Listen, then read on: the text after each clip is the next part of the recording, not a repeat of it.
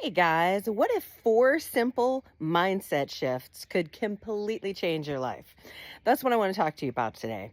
And so I have this diagram that I created based on four anchor truths that I live by that creates this intentional living diagram. And so most of the posts that I do end up referring back to one or more of them. And so I thought, I'm just going to take a second and introduce the whole thing. So, step one, trust the flow.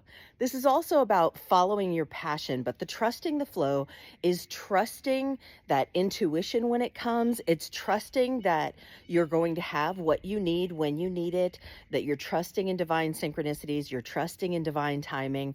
It's literally just living in that place of flow, not in a place of force. It's not that energy of, I'm going to make this happen, I'm going to go and do this, because when you are resisting the current, you use so much more energy than when you are moving with the current. And so that's the key to step one, is staying moving with that current, trusting the flow. Step two, maintaining an expectation of good. So one of the other key truths that you'll hear me say, an anchor that you'll hear me say, is what you focus on, you make room for.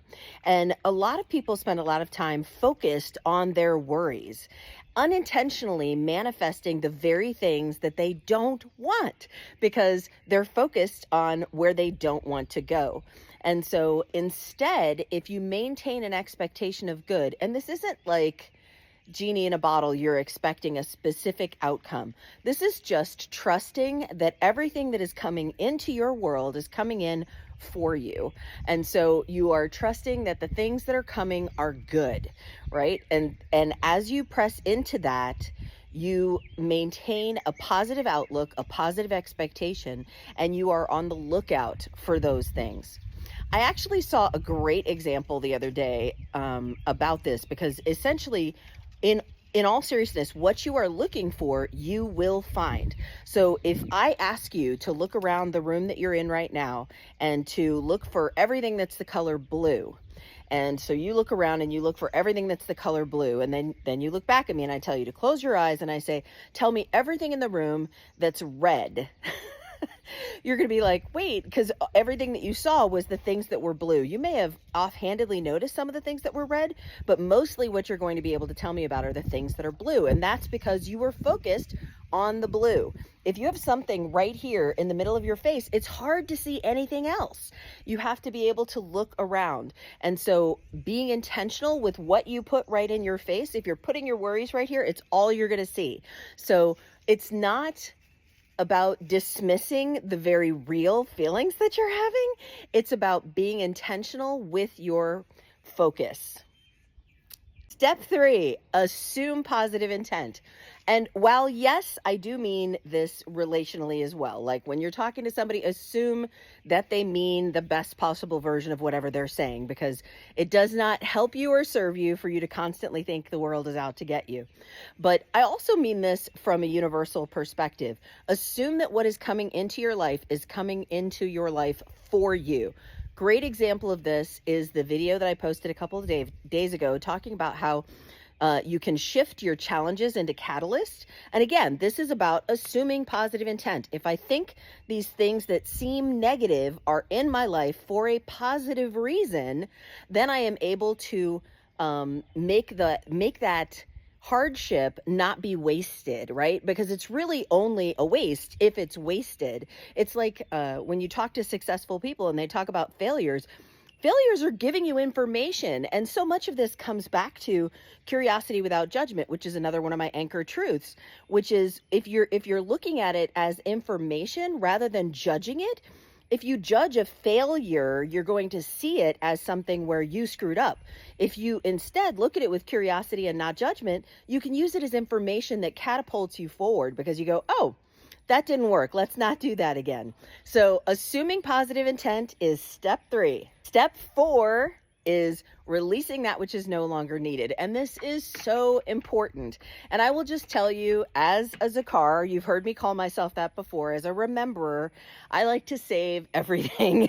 But the problem with that is sometimes the everything that you're saving, whether it's a false belief that you're holding on to, whether it's things in your home that you're keeping, they have a negative charge to them that are draining you that you're unaware of. So the example I'm going to give is from a couple of years ago. I have a friend who is incredibly gifted at decluttering and organizing. And she had been doing a family member's house, and she came for a visit.